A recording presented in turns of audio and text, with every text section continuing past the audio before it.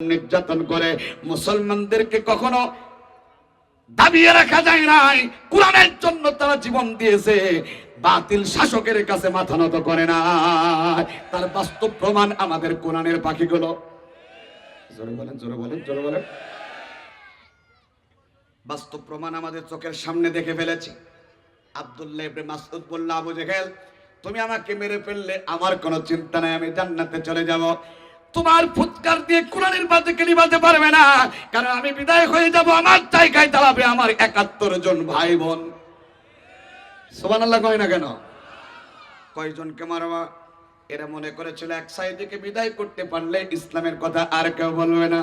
দেখা গেল এক সাইদি কারাগারে, লক্ষ সাইদি ঘরে ঘরে। পিছনে ভাইরা কথা বলেন। এক সাইদি বাংলার জমিন থেকে বিদায় হয়ে গেছে, লক্ষ লক্ষ সাইদের ভক্ত বিদায় এই দুনিয়াতে জন্মগ্রহণ করেছে। মানুষ মেরে কখনো ইসলামকে দাবিয়ে রাখা যায় না। একজন আলেমকে মারবে, হাজার হাজার আলেম বাংলার জমিনে তৈরি হয়ে যাবে। জোরে বলেন ঠিক কিনা? আল্লাহ নবীর সাহাবাকে দুনিয়া থেকে বিদায় করলো না, আটকে রাখলো। আবু জেহেলের কাছে গেল। আবু জেহেল আল্লাহর নবীর কাছে গিয়ে বলতেছে, শুনলাম তুই নাকি কালিমার দাওয়াত দিয়ে ৭২ জন লোক কায়েম করে নিয়েছিস। তা কি হয়েছে? আল্লাহ নবীকে তখন আর কিছুই বললো না। ঠিক আছে, আমরা যা পদক্ষেপ নেওয়ার নিচ্ছি। ওরা চিন্তা করলো মুহাম্মদকে তো ঠেকানো গেল না, কি করা যায়? পদক্ষেপ তো নেওয়াই লাগবে, কারণ মুহাম্মাদের নেতৃত্ব মানা যাবে না। হুজুরের নেতৃত্ব নামাজের মধ্যে মানে, কিন্তু নামাজের পরে হুজুর যদি বলে যে দলে ভোট দিতে হবে, হুজুরের কথা মানে না। কথা কয় না? যতক্ষণ নামাজ ততক্ষণ হুজুরের নেতৃত্ব মানে, নামাজের পরে হুজুর মিথ্যা বলে, এরকম হাবভাব করে। ভাইরা আমার, বাবাজিরা আমার, আবু জেহেল চিন্তা ভাবনা করলো কি করা যায়, কি করা যায়। ওলীদ ইবনে মুগীরা বড় শয়তান, বুদ্ধিজীবী। আবু জেহেলকে বলল, মুহাম্মাদের দলের যারা গরিব মানুষ আছে এদের কয়েকটা লোককে দুনিয়া থেকে বিদায় করে দাও, ভয়ে আর কেউ মুহাম্মাদের কাছে কালেমা গ্রহণ করতে যাবে না। কারণ এই কালেমা গ্রহণ করতে গেলে মরতে হবে। এটা আল্লাহর নবীর সাহাবারা জানে মরণকে জয় করে নিতে। ঠিক? জোরে বলেন ঠিক? মরতে হবে না? মরতেই যখন হবে, আল্লাহর বান্দারা জানে মরার মতো মরলে এপারে মত, ওপারে আল্লাহর সঙ্গে দেখা হবে। আল্লাহর নবীর সাহাবাদেরকে বলল, সাহাবারা রেডি হয়ে যাও, অত্যাচার জুলুম নিপীড়ন সহ্য করবে। একই পরিবারের 3 জনকে ধরলো, ইয়াসির, আম্মার, সুমাইয়া, 3 জনকে বিদায় করে দিল। তারা ইমানি পরীক্ষায় উত্তীর্ণ হলো। ছোট্ট করে একটু বলে যায়, সন্তানকে গাছের সাথে বেঁধেছে মা সুমাইয়ার সন্তান আম্মারকে গাছের সাথে বেঁধে মাথা থেকে শুরু করে পা পর্যন্ত পিটিয়েছে। রক্তাক্ত আম্মার। আবু জেহেল বলল, সুমাইয়াকে ডাক। সুমাইয়া যেন তার সন্তানকে মুহাম্মাদের দল থেকে সরিয়ে নিয়ে যায়, তা না হলে তার জীবন শেষ করে দেব। চিন্তা করুন, যারা জেল জুলুম অত্যাচার কেটেছেন, জেলখানায় যারা গেছেন, এপারে মা ওপারে আপনি, কেমনটা লাগে ভাই? চোখের পানি রাখা যায় না। মা বোনের আর কত চাইবেন আপনারা? তারপরে যদি সম্ভব হয়, আমার মা বোনেরা আপনাদেরকে অনুরোধ করছি, শীতের সময় আপনারা সবাই সামনের দিকে এগিয়ে আসেন, আর জিকির করেন, এগিয়ে আসেন। আর আপনারাও মেহেরবানি করে এগিয়ে আসেন, একটু এগিয়ে আসেন ভাই। না থাক, আসার দরকার নেই, খুব কষ্ট হয়ে যাবে। মা বোনেরা আপনারা আসেন, মেহেরবানি করে মা বোনেরা আপনার সামনের দিকে এগিয়ে আসেন। লা ইলাহা।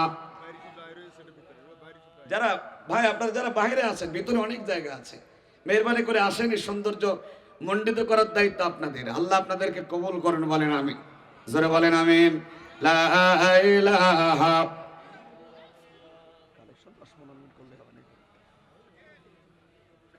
লা ইলাহা। এই কালেমার জপমালা দূর হইবে সকল জ্বালা। এই কালিমার উসিলাতে তোমার কবর হবে ও জালা।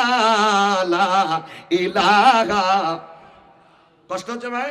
লা ইলাহা ইল্লাল্লাহ। জোরে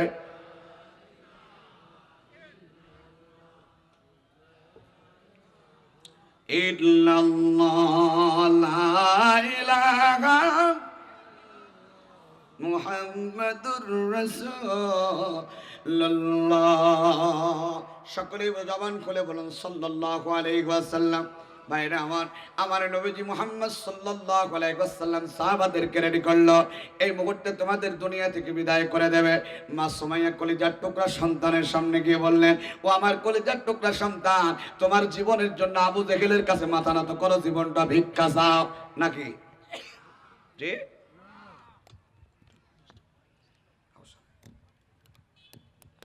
আমাদের মা বোনেরা কি করে, গভীর রজনীতে সন্তানকে তোলা যাবে না, ঘুমাক, ফজরে আজান হয়ে যাচ্ছে, আসসালাতু খায়রুম মিনান নাওম, নামাজ থেকে ঘুম উত্তম, ঠিক কিনা? ঠিক। দেখছেন তাহলে কিভাবে মারল,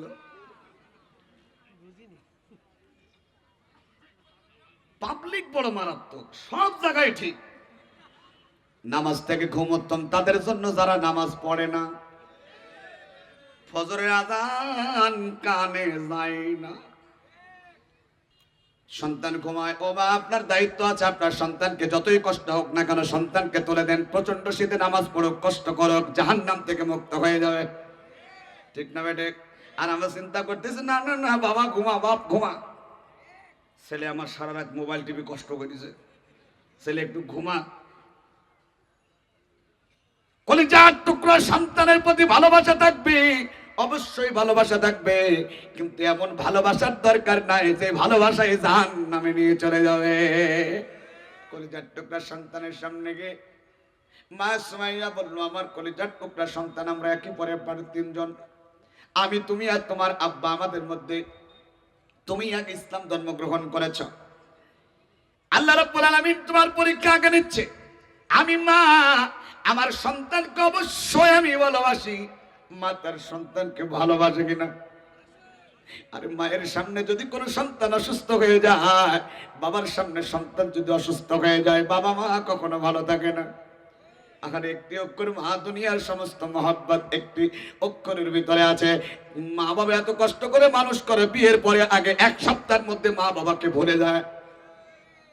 এই ওয়াজ তো ভালো লাগবে না, আপনি গরম ওয়াজ করেন, গরম ওয়াজ করে এত লাভ কি? পিতামাতার প্রতি সদ্ব্যবহার করুন, খবরদার পিতামাতাকে ভুলে যাওয়া যাবে না। মা বোনদেরকে বলতেছি, সন্তানদেরকে মানুষের মতো মানুষ করুন, এটা আপনার দায়িত্ব, প্রথম দায়িত্ব। আর সন্তানের দায়িত্ব পিতামাতাকে ভুলে না যাওয়া। কিন্তু আমাদের বিশাল অট্টালিকা বাড়ি হয়, কিন্তু মায়ের জন্য একটা রুম হয় না। এই জন্য একটা শিল্পী গান গেয়েছিল, ছেলে আমার মস্ত মানুষ, মস্ত অফিসার, মস্ত ফ্ল্যাটে যাই না দেখা এপার ওপার, নানান রকম জিনিস আর আসবাব দামি দামি, সবচেয়ে কম দামি ছিলাম একমাত্র আমি।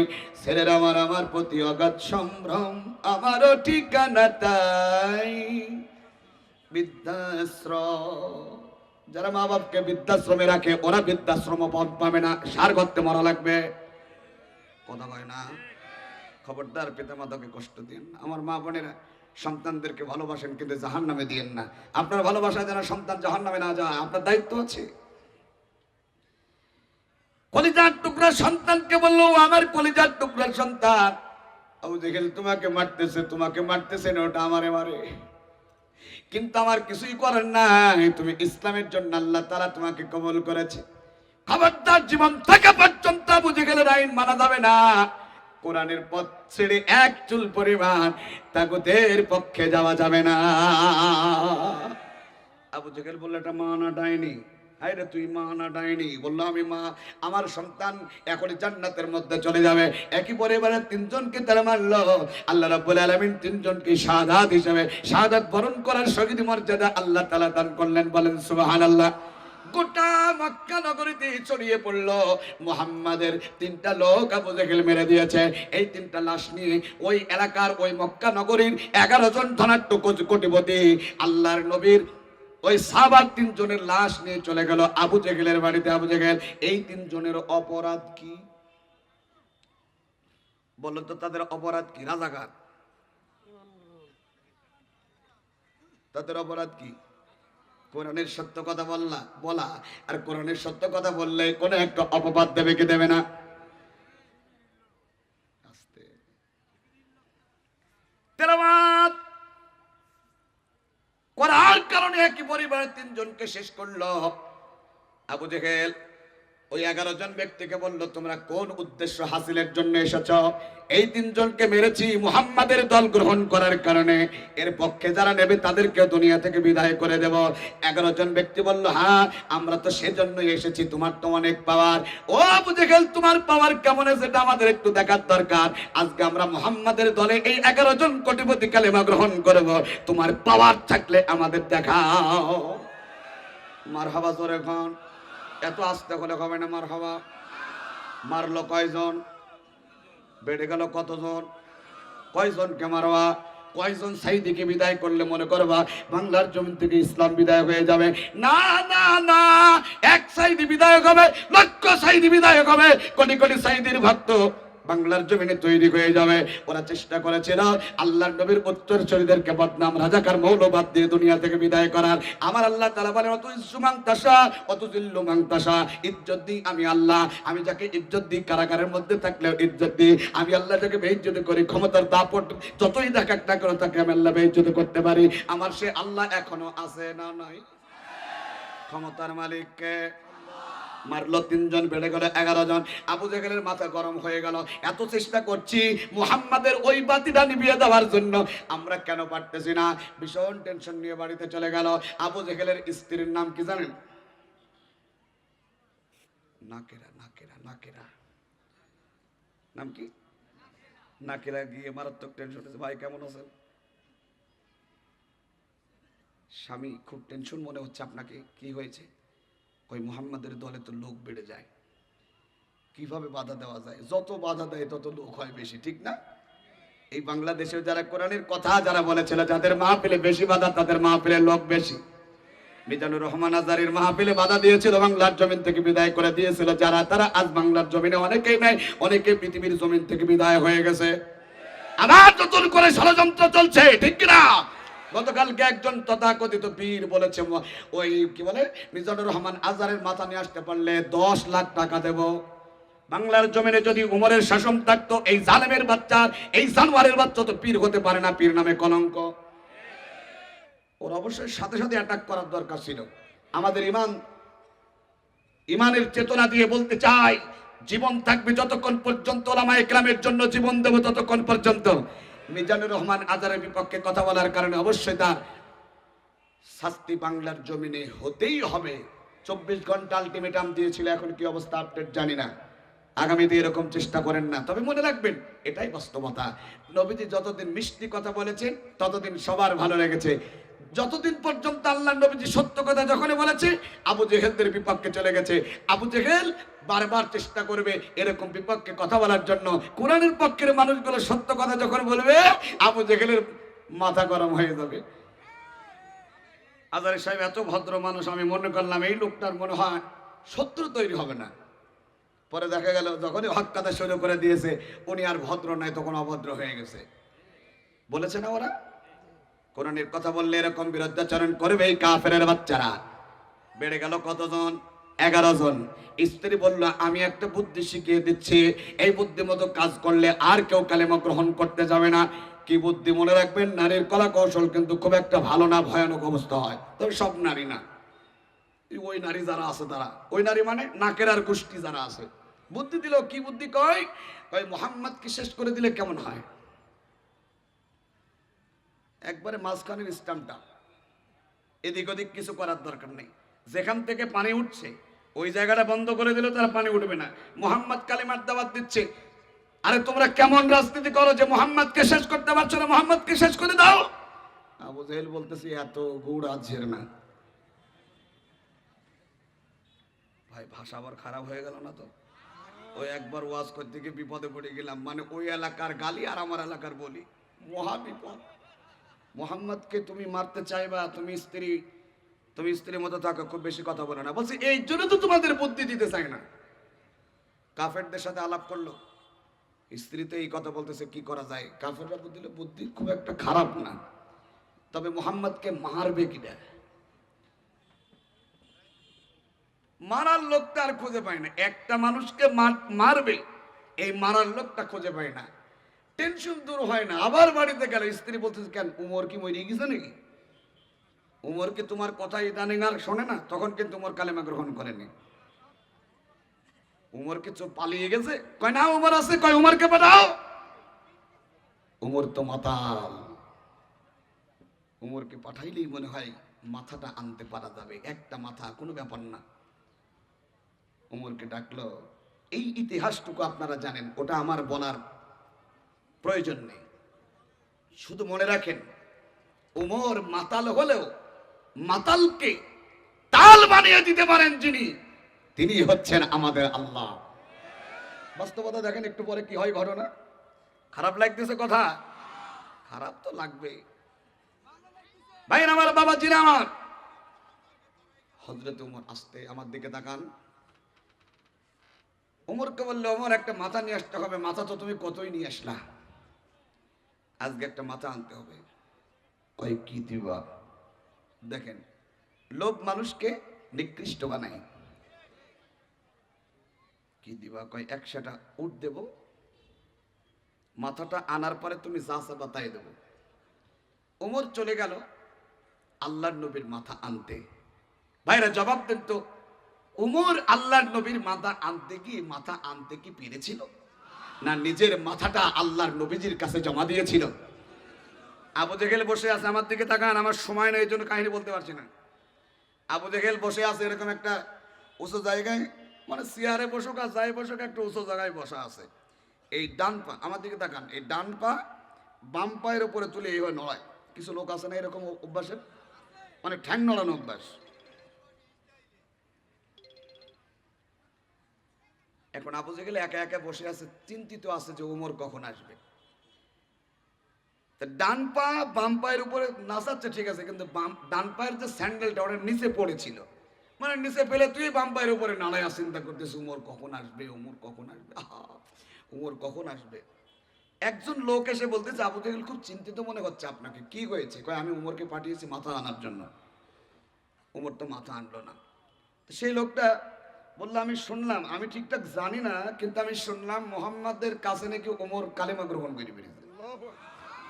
শোনেন, এই লোকটা যে সত্য কথা বলেছে এটাও কিন্তু কোনো প্রমাণ নেই, শুধুমাত্র সে শুনেছে উমরের কাছে একটা কঠিন মারাত্মক মাতাল কালেমা গ্রহণ করেছে। ওই লোকটা বুঝেছে সেটা উমর হতে পারে, কোনো যাচাই বাছাই করেনি সে। আবু জেহেল ওই যে ডান পায়ের স্যান্ডেলটা নিচে পড়েছিল মনে আছে? এই কথা যে শুনছে উমর কালেমা গ্রহণ করেছে, ওখান থেকে দিছে তোর স্যান্ডেল নেওয়ার টাইম পায়নি, মানে মনে নাই যে স্যান্ডেল আছে কি নেই। কোরআনের যখন বিজয় এসে যায়, খাবার রান্না করে কিন্তু খাবার টাইম পায় না। এত আসতে বললে হবে না, আছে না নাই? কোরআনের বাতিকে যারা নিভিয়ে দিতে চেয়েছো, কোশ্চিন কালেও তোমরা কোরআনের বাতিকে নিভিয়ে দিতে পারবে না, তোমরা চিরতরে নিভে যাবে। 5 আগস্টের আগের দিনও ইসলামের দলগুলোর বাতিকে নিভিয়ে দিতে চেয়েছিল। 5 তারিখে সকালেও চেষ্টা করেছে, কিন্তু বিকেলে আল্লাহ রাব্বুল আলামিন পরিবর্তন করিয়ে দিয়েছেন। আমি খুব আস্তে কথাটা বললাম, কারণ আস্তে কথা বললে মানুষের মেজাজে সুন্দরভাবে প্রবেশ করে। ভালো করে মনে রাখেন, আবু জেহেল ডান পায়ের স্যান্ডেলটা যেমন পায়ে দেওয়ার সময় পায়নি, এই বাংলার জমিনে সোনার মদিনার মতো সোনার বাংলাদেশ গঠন করতে যেমন হযরত ওমরের মতো একজনের প্রয়োজন, এই ওমর যখন বাংলার জমিনে বিজয়ের কালিমা পাত পাত করে উঠাবে, বাতিলের বাংলার জমিনে টিকতে পারবে না। চলো বলেন ঠিক না? মানে আল্লাহর কাছে এখন দোয়া করা ছাড়া আমাদের কোনো কাজ নাই। আল্লাহর কাছে দোয়া করব, ইসলামী আন্দোলনের জন্য কাজ করে যাব। আল্লাহর কাছে বলবো, আল্লাহ সব দেখা শেষ, কোরআন হাদিসের বাংলাদেশ এই জিনিসটা কায়েম তুমি করে দাও। অন্তত এক ওয়াক্ত নামাজ নেতার পিছনে যেন পড়তে পারি। এত আসতে বললেন ঠিক? জোরে বলেন আল্লাহুম্মা আমিন। আরেকটু ওয়াজ করব, ঘটনা তো এখনো শেষ হয়নি। আরেকটা গেলে তো আপনারা আমাকে বাড়ি যেতে দেবেন না, কি করা যায়? শেষ করে দিই ভাই, আপনারা ভালো থেকেন। ওমা তৌফিক ইল্লা বিল্লাহ। আসসালামু আলাইকুম।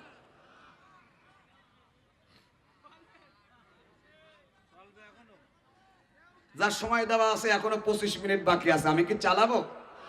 জোরে বলেন, চালানো কি যাবে? না চালাইতে বললেও তো আপনারা থাকবেন, কারণ আমার পরে প্রধান বক্তা আছে। দ্বিতীয় বক্তা মজা এইটা,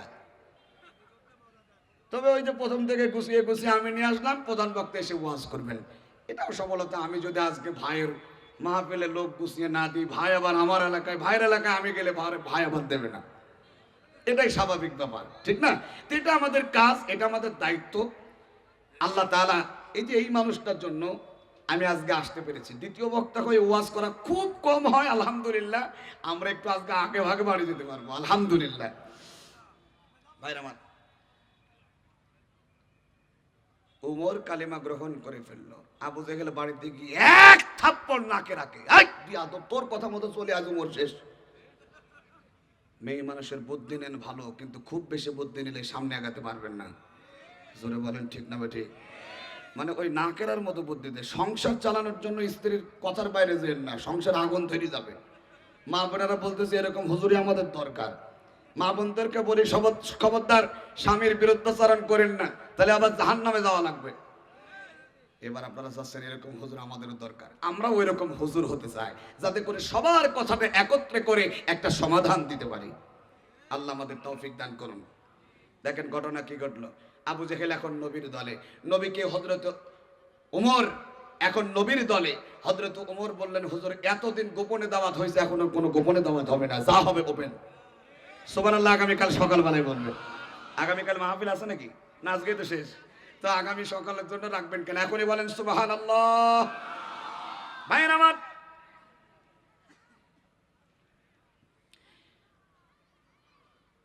আবু জেহেল চিন্তা করলো ওদের বুদ্ধি নিয়ে আর হবে না। এখন আমি প্রেসিডেন্ট, আমার ভাবনা প্রেসিডেন্টের মতো কথা কবে, এলাকার কোন লোক দিয়ে আর মোহাম্মদকে অপমান করানো যাবে না। টাকা তো আর কম নাই, আমি যা করার করব। আবুল আহাবদের ডেকে বললাম, এই কাজ করতে চাচ্ছে। কি কাজ? কয় বাইরের দেশে লোক নিয়ে এসে মোহাম্মদকে অপমান করতে হবে। এলাকার কোন লোক গেলেই মোহাম্মদের কাছে জাদু হয়ে যায়, মোহাম্মদের দলে চলে যায়। উমরকে পাঠালাম, তাও হয়ে গেল। এলাকার কোন লোক আর নেব না, এবার বাইরের দেশের প্রেসিডেন্ট। তাকে বলা হলো, আপনি আসবেন একটা লোককে অপমান করানোর জন্য, তাকে বেইজ্জতি করানোর জন্য। কে সে? কয় সে আমাদের এলাকার। তার কাছে যে দায় সে পাগলের মতো হয়ে যায়। মারহাবা গান, জোরে কোন মারহাবা। পাগলের মতো হয়ে যায়। আপনি আসবেন, আমার জন্য কি করবা? কয় আপনার জন্য আমি একটা স্বর্ণের চেয়ার বানাবো, যত টাকা চান তত দেব, কিন্তু এই লোকটিকে অপমান করাই লাগবে। চেয়ার বানাইলো দুইটা। জোরে বলেন কয়টা? একটা স্বর্ণের চেয়ার, একটা হলো রৌপ্যের চেয়ার। স্বর্ণের চেয়ারে বসাবেন। বাইরের দেশের দূত, তাকে বলা হলো আপনি লোক একটু বেশি করে নিয়ে আসবেন। আপনি বাইরের লোক নিয়ে এসে মোহাম্মদকে আন্তর্জাতিক ভাবে অপমান করবেন, আন্তর্জাতিক ট্রাইব্যুনাল খুলবেন, আন্তর্জাতিক ভাবে বিচার ফাইসালা আপনি করবেন। আপনি এটা করে গেলে আপনি যা চাবেন তাই দেব। চেয়ার বানাইলো দুইটা। স্বর্ণের চেয়ারে আপনি বসবেন, আর আমি এই দেশের প্রেসিডেন্ট, আমি নিজের টাকায় বানাবো রৌপ্যের চেয়ার, সেখানে আমি বসবো। আগেই বলে দিই, চেয়ার আপনার টাকার হতে পারে, কিন্তু বসানোর মালিক আল্লাহ। যারা ঠিক বলতে পারলেন না, ভেজাল আছে যে না না না না, ওটা ওই ওয়াজার সারা জীবন চলে না। চলে কি চলে না? আমার আল্লাহ আছে না নাই? বসানোর মালিক কে? ওই যে এক ইঁদুর পীর সাহেবের কাছে গেছে মুরিদ হওয়ার জন্য। মুরিদ হওয়ার পর বলতেছে, আমি তোমাকে মুরিদ বানাতে পারি, আমি আমার কথা মতো তোমাকে চলতে হবে। বলছে ঠিক আছে, আমি আপনার কাছে মুরিদ হব, ঠিক আছে, আমারও বিপদ সব উদ্ধার করে দিতে হবে। হ্যাঁ দেবো। এটা ওয়াজ না, এটা হলো ওয়াস, উদাহরণ। তো পীর সাহেবের কাছে গিয়ে বলতেছে, আমি খুব বিপদে আছি, আপনি আমাকে একটু ফু দেন, ফু দিয়ে আমাকে একটা, আমি তো ইঁদুর, বিড়াল আমাকে দেখলে অবস্থা খারাপ করে দেয়, আপনি আমাকে ফু দিয়ে একটা বিড়াল বানান। বলছে ঠিক আছে, আয় তোকে ফু দিয়ে দিয়েছি, তোর বিপদ আপদ রক্ষা করার দায়িত্ব তো আমার। ফু দিয়ে দিয়েছে, বিড়াল হয়ে গেছে। চিন্তা করতেছে, এরকম পীর থাকলে আমাদের আর জীবনে কিছু লাগে না। তো এতদিন ছিল ইঁদুর, এখন বিড়াল। বিড়াল ঘুরতে ঘুরতে ঘুরতে ঘুরতে ঘুরতে কুত্তার সামনে পড়েছে। আচ্ছা, বিড়াল যদি কুত্তার সামনে পড়া অবস্থা কেমন হয়? আমার এলাকায় যদি পথ না পায়, গাছের মাথায় ওঠে, ঠিক না? এখন গাছের মাথায় কুকুর, এই কি বলে, বিড়াল ওঠার পর চিন্তা করতেছে, আগেই ভালো ছিলাম। একবার যদি পীর সাহেবের কাছে যেতে পারি আর যদি দোয়া নিয়ে যদি কুত্তা হতে পারি, কুত্তারে দেখবো আমি। পাওয়ার দেখে চিন্তা ভাবনা করলো, কুত্তা চলে গেল। ওখান থেকে আবার দৌড় দিয়ে চলে গেল পীর সাহেবের কাছে। হুজুর আমি তো আগেই ভালো ছিলাম, তো আবার কি হতে চাও? কয় হুজুর আপনি আমাকে একটু ফু দিয়ে একটা কুত্তা বানাই দেন। বলছে ঠিক আছে, এটাই শেষ, তুমি যেন আমার কাছে আর এসো না, এত ভালো ভালো না। ফু দিছে, কুত্তা হয়ে গেছে। এখন কুত্তার পাওয়ার যতই থাক, ও এলাকা ভিত্তিক পাওয়ার দেখায়, কথা পায় না। এক এলাকার কুকুর আর এক এলাকায় গেলে কুত্তায় তাড়া করে, কথা বলে। এটা পাওয়ারফুল, কিন্তু কাজে লাগে না। ও কুত্তার সামনে পড়েনি, পড়েছে এক বাঘের সামনে। আরে সর্বনাশ দিয়েছে তো। যদি আগে চিন্তা ভাবনা করি, পীর সাহেবকে বলতে হুজুর একটা বাঘ বানিয়ে দেন, তাহলে জীবনে আর কিছু চাওয়া লাগতো না। গিয়ে বলতে হুজুর মহাবিপদ, আপনি আমাকে ফু দেন, বাঘ বানান। কয় না, বাঘ বানানো যাবে না, ঝামেলা আছে। কয় না হুজুর বানান। ঠিক আছে, আসবে না? কয় আসবে না। ফু দিয়েছে, বাঘ হয়ে গেছে। এখন বাঘ পীর সাহেবকে বলতেছে, মনে করেছিলাম হুজুরদের মানে মোল্লা মৌলবীদের বুদ্ধি খুব অনেক বেশি হয়, তা আপনি তো একটা গাধা। বলছে কেন? কই যে আপনি আমাকে বাঘ বানালেন, আপনি জানেন বাঘের কাজ কি? কয় কি? কয় মানুষ খাওয়া। তা আপনি তো এখন আমার সামনে আসেন, আপনাকে দিয়ে আমি খাওয়া শুরু করব। পীর সাহেব বলতেছে, হায় রে পাগল, ইঁদুর থেকে বিড়াল, বিড়াল থেকে কুত্তা, কুত্তা থেকে বাঘ বানালাম যেই ফু দিয়ে, তুই কি মনে করিস আমার মুখের ফু শেষ হয়ে গেছে? ঠিক না বেটে? আমি আবার ফু দিয়ে তোকে ওই ইঁদুর বানিয়ে দিতে পারি। যারা ক্ষমতার দাপট দেখে কোথায় ছিলেন, মেম্বার হওয়ার যোগ্যতা রাখে না, বিনা ভোটে এমপি হয়ে যাওয়ার পর মনে করলেন যে আলেম ওলামাদেরকে মারলে আপনি মনে হয় অনেক সম্মানিত হবেন, কিন্তু আমার আল্লাহ ফু দিয়ে রাস্তার ফকির বানানো ক্ষমতা আমার আল্লাহর আছে না নাই? আমার আল্লাহ দেখিয়ে দিয়েছে। জোরে বলেন ঠিক না ঠিক? আল্লাহর সাথে পাল্লা দিলে ভাই কল্লা থাকে না। আগামীতে যারাই দেশ চালাবেন এই উদাহরণগুলো মনে রেখেন ভাই। ভাইরা আমার, চেয়ার বানাইলো দুইটা, 12,000 সৈন্য নিয়ে এসে অন্য দেশের দূত এসেছে মুহাম্মদ সাল্লাল্লাহু আলাইহি ওয়াসাল্লামের বিচার করার জন্য, সম্মানিত করবে। যেনাকে বিচার করার জন্য এসেছেন তিনি অন্য দেশের প্রেসিডেন্ট, নাম হচ্ছে হাবিব বিন মালিক। উনি আসার পর চেয়ারে বসলেন। বসার পর 12,000 সৈন্যকে চেয়ারের ব্যবস্থা করে দিলেন। আবু জেহেল রোপার চেয়ারে বসলেন। এই রোপার চেয়ারে বসে আবু জেহেল চিন্তা করলো, আজকে জীবনের সবচাইতে বড় আশাটা পূরণ হতে যাচ্ছে। আবু জেহেল, কই সেই লোক? ডাকো ডাকো ডাকো। আল্লাহর নবীকে বসাবে মাটিতে, আবু জেহেল রোপার চেয়ারে, আর প্রধান অতিথি স্বর্ণের চেয়ারে। ওদের সিদ্ধান্ত এটা, আসল সিদ্ধান্তের ঘোষণা কে দেবেন? কথা কন না? আমার আল্লাহ কি পারবে? মনে হয় আপনাদের? ওদের টার্গেট যতই থাক না কেন 41 সাল, আমার আল্লাহ 24 সালে নামিয়ে আনতে পারে। পারে কি? পেরেছে, ভবিষ্যতেও পারবে। ভুলে যাওয়া যাবে না। নরম কথা বলে গেলাম, ভুলে যেন না। যে জাতি পিছনের কথা মনে রাখে না তারা ধ্বংস হয়। খবরদার ভুলে যেন না ভাই, আমার কথা রাগ করেন না। ক্ষমতার সাথে যারা বেয়াদবি করেছে, ক্ষমতা থেকে আল্লাহ তাআলা তাদেরকে লাঞ্ছিত বঞ্চিত করে দুনিয়া থেকে বিদায় করেছে। দেখেন আবু জেহেল, কই সেই লোকটা? একটা লোককে অপমান করার জন্য তুমি এত টাকা খরচ করেছো, আমারই তো মন চাই লোকটাকে দেখার জন্য। কই সে লোক? দেখো, মারো এখন। একটা লোককে অপমান করার জন্য এত টাকা খরচ করলে আকর্ষণ বেশি বাড়িয়ে দিয়েছেন কে?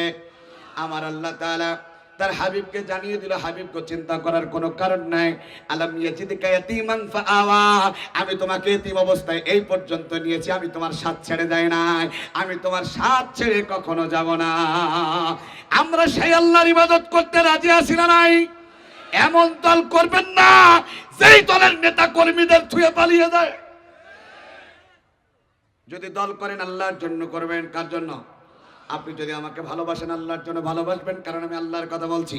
আপনি আমাকে ঘৃণা করবেন কারণ আমি আল্লাহর কথা বলছি, এই জন্য আল্লাহর জন্য আপনি আমাকে ঘৃণা করবেন। আপনি যদি দল করেন ইসলামী আন্দোলনের জন্য করবেন, কারণ ইসলামী আন্দোলন আল্লাহর জমিনে আল্লাহর দ্বীন কায়েমের কাজ করে, এই জন্য আপনি ওই দল করবেন। যারা বাতিল তাদের সাথে দল করবেন না। কেন? কারণ তারা আল্লাহর বিরুদ্ধাচরণ করে, জন্য আমরা সে দল করতে রাজি আছি না। আল্লাহর জন্য দল করব। কারা কারা আজ একটু আল্লাহর জন্য হাত তুলে দেখা। আল্লাহ তুমি তোমার বান্দাদের হাতগুলো কবুল করে না। ভাই সময় নাই, সময় নাই, স্লোগান দিন না ভাই না। আমার বাবা যেটা আমার আল্লাহর নবীজিকে আনার জন্য বলা হলো, কয়েকজন লোককে পাঠিয়ে দিল, আবু জেহেল যাও মুহাম্মদকে টেনে হেসড়ে নিয়ে আসবা। কেন আমার নবীকে বললে কি আসগুলো স্মৃতিচরণ আছে, সেকেন্ডের মধ্যে আল্লাহ তাআলা ভুলিয়ে দিতে পারে। এরকম হয়তো বিচার কার্য করার জন্য বসে আছেন হাবিব বিন মালিক, সে দেখতেছে একজন যুবক আসতেছে, তার মতো এত সুন্দর চেহারা কারোর হয় না। হাই হাই, হাবিব বিন মালিক চিন্তা করলো, আমি আমার জীবনে এত সুন্দর মানুষ দেখি নাই, আমার নবীর চেহারা কেমন। জি, আমি আর সামনে যেতে পারছি না। হাবিব বিন মালিক আল্লাহর নবীকে দেখে চেয়ার থেকে দাঁড়িয়ে পড়েছে। একজন উস্তাদকে দেখে ছাত্র যেমন চেয়ার থেকে দাঁড়িয়ে পড়ে, সে যে বিচার করতে এসেছিল তার মনেই নাই। মারহাবা কর।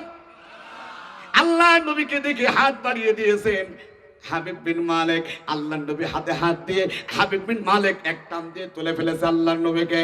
আল্লাহর নবীকে স্বর্ণের চেয়ারে হাবিব বিন মালিক বসাই দিয়েছে। চেয়ারের মালিক তুমি হতে পারো, বসানোর মালিক আল্লাহ। নারায়ে তাকবীর। প্রধান অতিথি দাঁড়ানো, বিশেষ অতিথি আর বসতে পারবে? অত বিয়াদব বসে থাকলেও থাকতে পারে। জোরে বলেন ঠিক কিনা?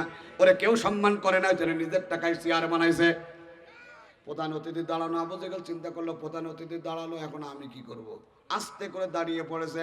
আমার আল্লাহ তাআলা মনে হচ্ছে যেন ইলহামের মাধ্যমে হাবিব বিন মালিককে জানালো, ও হাবিব বিন মালিক তুমি শুনে নাও, তুমি আমার নবীকে সম্মান করেছো, এর জন্য তোমাকে রূপার চেয়ারের ব্যবস্থা করেছি, তাড়াতাড়ি বসো। মারহাবা কোন? আর আবু জেহেল আমার নবীকে অসম্মানিত করতে চেয়েছিল মাটিতে বসাবার জন্য। আবু জেহেলের কান চেপে ধরে মাটিতে বসানোর মালিককে। আমার নবীজি স্বর্ণের চেয়ারে বসে থাকা আপনাদের কোনো সমস্যা আছে? চলেন বাড়ি যায়, ভালো থাকবেন, আবার দেখা হবে। আমি কি শেষ আলোচনাটুকু করে যাব কি যাব না? পারবেন ইনশাল্লাহ থাকতে? এই কোরআনের মাহফিলের জন্য আমি আপনাদের কাছে একটু দাবি করব, এত সুন্দর একটা কোরআনের মাহফিল, এই মাহফিলের জন্য নগদ 5,000 টাকা দিতে পারেন এমন কোন আল্লাহর গোলাম আছেন নাকি? হুজুর ওয়াজ করে যান, টাকা দিতে পারবো না, এরকম ওয়াজ শোনার দরকার নাই। 5,000 টাকা একজন ব্যক্তি আছেন দিতে পারবেন? একজন? আজকে না হোক কালকে দেন, কাল না হয় পরশু দেন, কিন্তু নগদ টাকাটা দিয়ে দেবেন এমন কোন আল্লাহর গোলাম আছেন নাকি? 5,000 টাকা না, কম হয়ে গেল 10,000 টাকা দেন।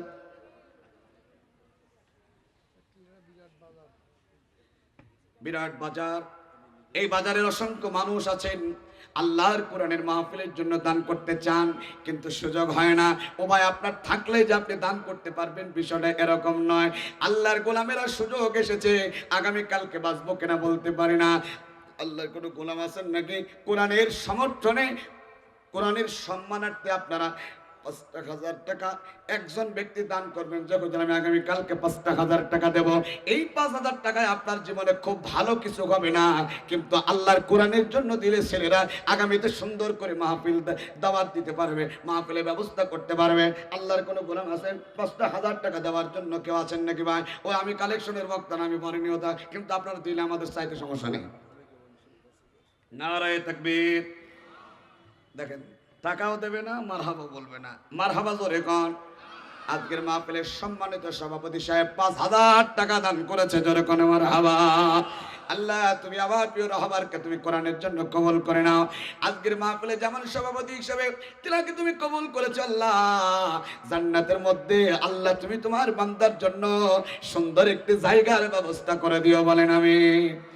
আল্লাহ আহলে বায়াত পরিবার পরিজন যারা আছে সবাইকে নিয়ে সুখে থাকতে পারে, শান্তিতে থাকতে পারে, ইমানের সাথে থাকতে পারে, ইমানের প্রতি আমৃত্যু টিকে থাকতে পারে। আল্লাহ তুমি তৌফিক দাও। নারায়ে তাকবীর, নারায়ে তাকবীর। আল্লাহ যেন কবুল করে, বলেন আমিন। 5,000 টাকা একজন পেয়েছে, 5 জন দেন, 5 জন। আল্লাহর আর একজন গোলাম আছেন 5,000 টাকা দেবেন। ভাইকে নাম লিখিয়েছে নাকি?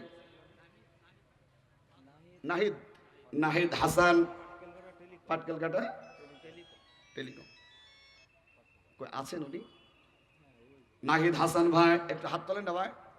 নাহিদ হাসান ভাই 5,000 টাকা ধরে কোন মারহাবা। আল্লাহ ভাইয়ের দানকে তুমি কবুল করে নাও, যেই নিয়তে দিয়েছেন সেই নিয়তকে পুরা করে দাও, জানে মালে বরকত দান করে দাও। মাবুদ মাওলা, তোমার বান্দা যে নিয়ত করেছে পিতামাতা থাকলে আল্লাহ তুমি পিতামাতাকে সুস্থতা দান করো, দুনিয়া থেকে বিদায় হয়ে গেলে আল্লাহ পিতামাতাকে তুমি মাফ করে দাও। 2 জন পেলাম, আর মাত্র 3 জন। আল্লাহর কোন গোলাম আছেন এদিকে? ভাই উঠবেন না, প্রধান বক্তা আসবে, আলোচনা করবেন। একটা লোক উঠবেন না, মাহফিলের সৌন্দর্য রক্ষা করবেন আপনারা, একজন উঠে চলে যাবেন না। ভাইরা আমার, বাবা জিনা আমার, আর মাত্র 3 জন 5,000 টাকা করে দেন ভাই, কোরআনের জন্য আপনি দেবেন। কি নাম ভাই? ইসরাফিল ভাই পিতামাতার জন্য দোয়া চেয়েছেন ভাই, বেঁচে আছে?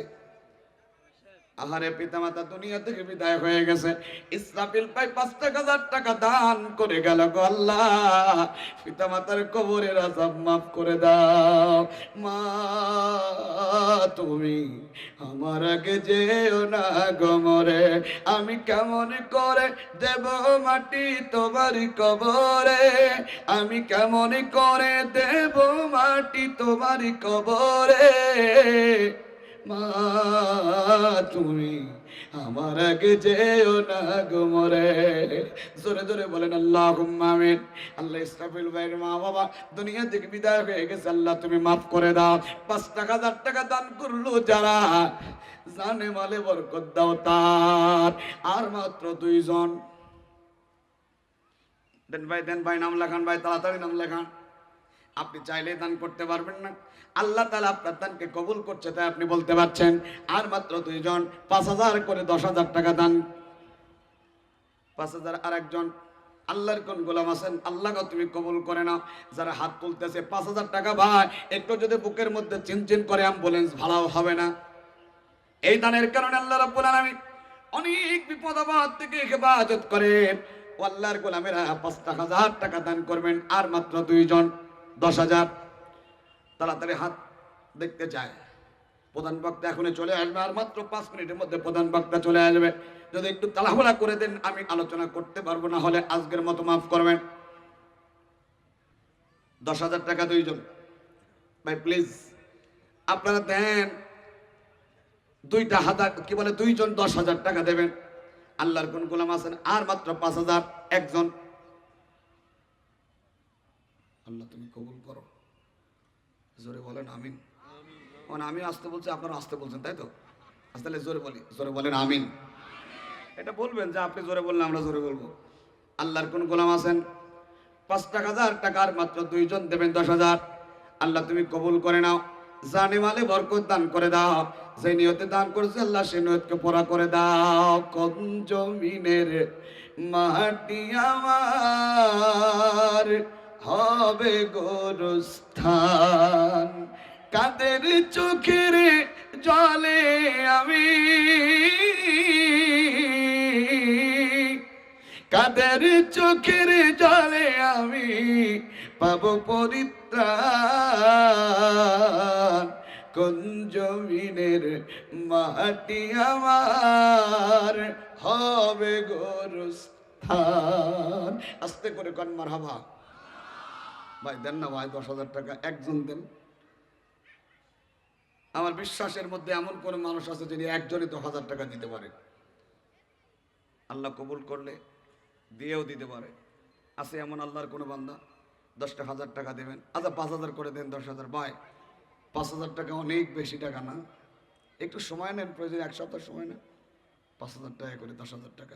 আচ্ছা আমি অনুরোধ করছি যে যেভাবে দিতে পারবেন কোরআনের মাহফিলের জন্য নগদ, ছেলেরা আপনাদের কাছে যাবে 1,000 2,000 5,000 100 200 না 100 200 যদি হয় ছেলেরা আপনাদের কাছে গিয়ে নিয়ে আসবে। আর যদি একটু বেশি করে দিতে চান কর্তৃপক্ষ যাবে, আপনারা নাম লিখিয়ে দেবেন, নগদ আপনারা দিয়ে দেবেন। মা বোনেরা আপনাদের মধ্যে সন্তানেরা যাবে, যুবকেরা যাবে, আপনারা যে যার মতো। ঠিক আছে?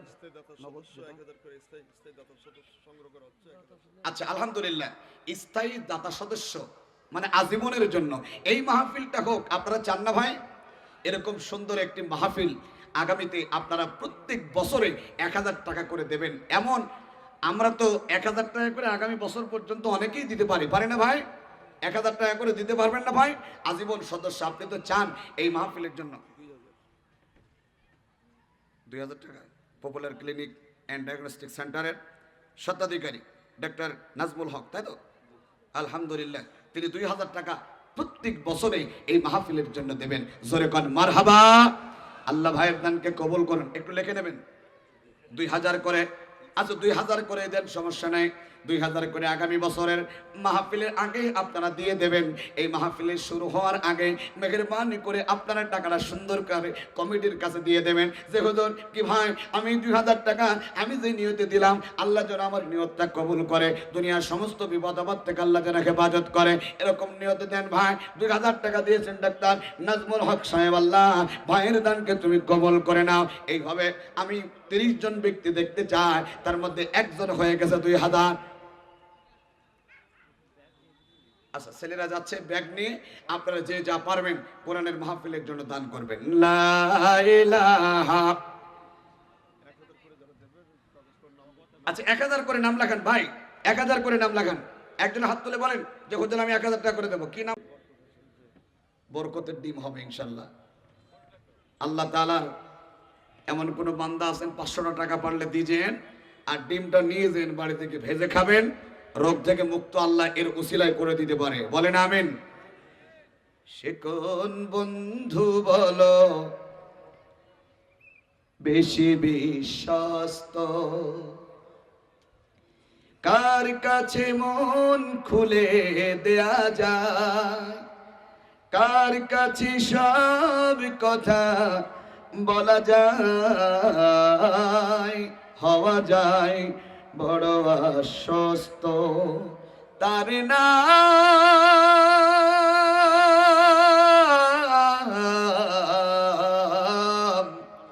আহমদ, বড় বিশ্বস্ত, আহমদ বড় বিশ্বস্ত।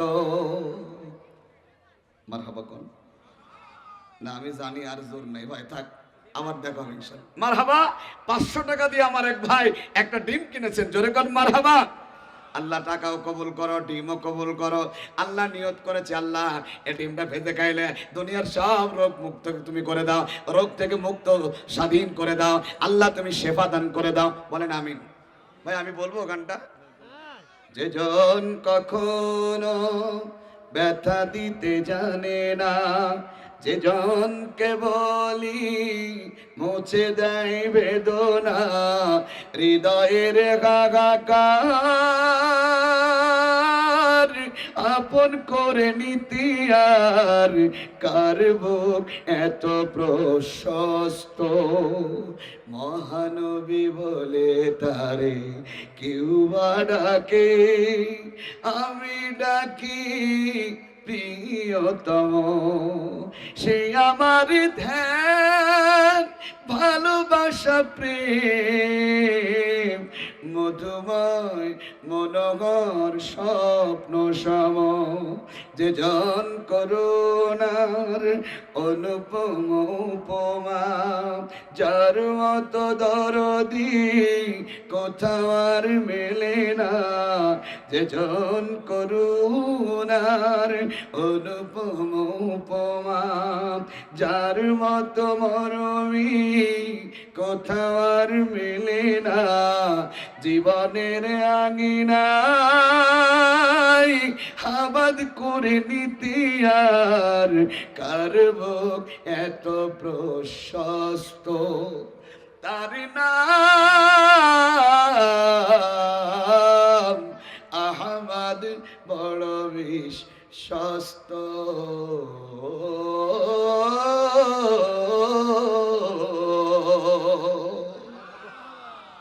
ভালো থাকবেন ভাই, আবারও দেখা হবে। Panel chairman Sheikh Masud Rana. আলহামদুলিল্লাহ, প্যানেল চেয়ারম্যান ভাই।